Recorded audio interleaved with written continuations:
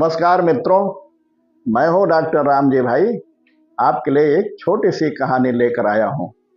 ऐसी ही कहानी सुनने के लिए आप इस चैनल को लाइक, शेयर एवं सब्सक्राइब करें तथा घंटी अवश्य दबाएं। आइए कहानी का आनंद लेते हैं। बड़ा गांव के अजय बाबू का खेती किसानी से ही परिवार चलता था। ईमानदारी से समाज में बेदाग स्थान बना रखा था।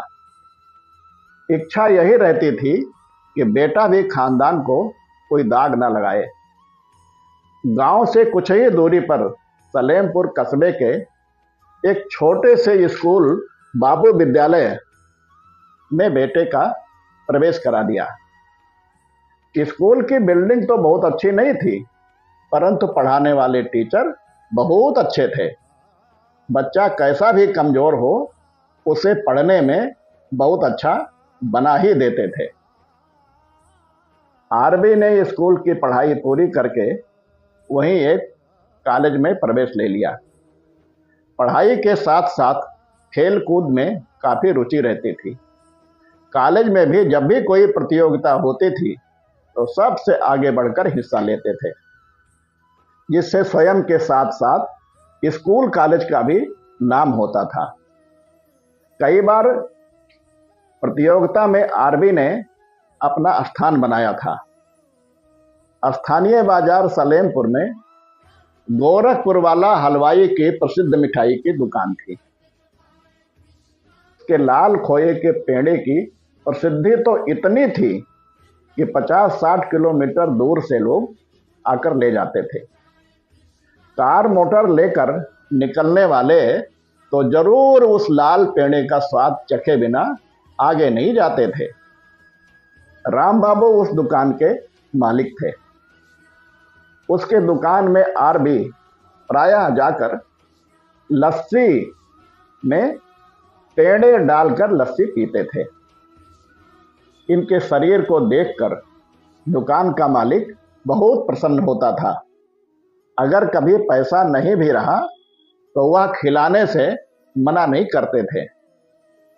राम बाबू को यह भी पता था कि अगर किसी दिन का उधार रह भी गया तो आरबी आज नहीं कल तो पैसा जरूर दे देगा। राम बाबू के इस विश्वास को हमेशा बनाए रखा। आगे की पढ़ाई चल ही रही थी, तभी सेना में भर्ती की जानकारी मिली तो बिना देर किए उसमें भर्ती होने के लिए शहर गोरखपुर चले गए। वहां जाकर वे सेलेक्ट भी हो गए। वहीं से ट्रेनिंग के लिए बाहर भेज दिए गए। ट्रेनिंग पूरा होने पर उनकी पहली पोस्टिंग पूर्वोत्तर के राज्यों में हो गई। कई वर्षों तक उधर ही रहना हुआ। सेना में कई बार विशेष बहादुरी के सम्मान से उन्हें सम्मानित भी किया गया।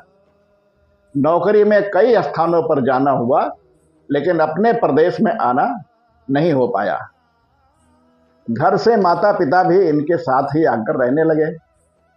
गांव में केवल पुश्तैनी घर ही रह गया था।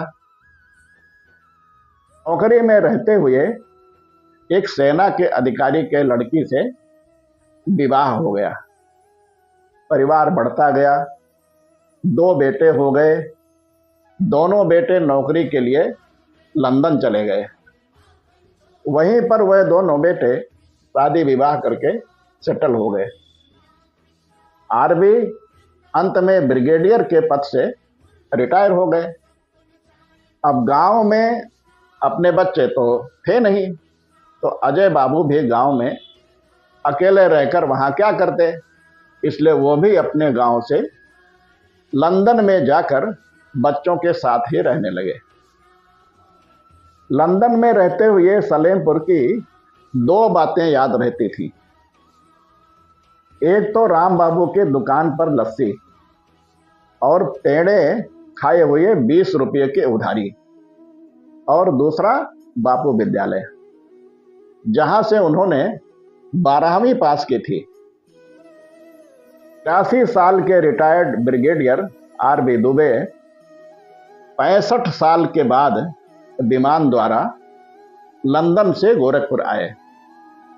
वहां से कार द्वारा सलेमपुर बाजार में स्थित गोरखपुर वाला हलवाई के दुकान पर आए। इतना समय के बाद दुकान की पूरी हुलिया बदल गई थी। सब कुछ बदला, परंतु दुकान का नाम और स्थान नहीं बदला। उन्होंने उस समय दुकान के मालिक बाबूलाल को बताया कि मैं यहीं पास के गांव का रहने वाला हूं, यही पढ़ाई पूरी किया है। 1952 की बात है। आपके इस दुकान में मैं लस्सी में पेड़े डालकर पिया करता था। उस समय आपके दादा को मुझे 20 रुपये देने थे, लेकिन मैं अचानक बाहर चला गया, लौट कर नहीं आ पाया। आज मैं आपकी दुकान का बाकी 20 रुपया की राशि उधार चुकाने के लिए लंदन से आया हुआ हूं। आरबी दुबे ने बाबूलाल के हाथ में 50,000 रुपये की राशि रख दी। उन्होंने लेने से इनकार कर दिया। उन्होंने आग्रह करते हुए कहा, मेरे सिर पर आपके दुकान का यह बकाया है, इस ऋण को मैं चुकाना चाहता हूं, कृपया यह राशि स्वीकार कर लो।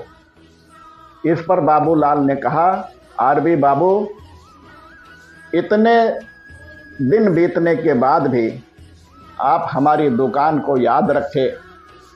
यह जो हमारे लिए आपका प्रेम है, इससे हम कई जन्मों तक पूर्ण नहीं हो पाएंगे। यह कहते हुए बाबूलाल आरबी बाबू के चरणों में गिर पड़े। धन्य है आप आरबी बाबू, आप इतनी दूर से इस काम के लिए हमारे दुकान पर आए हैं, यही हमारे लिए बहुत बड़ी बात है।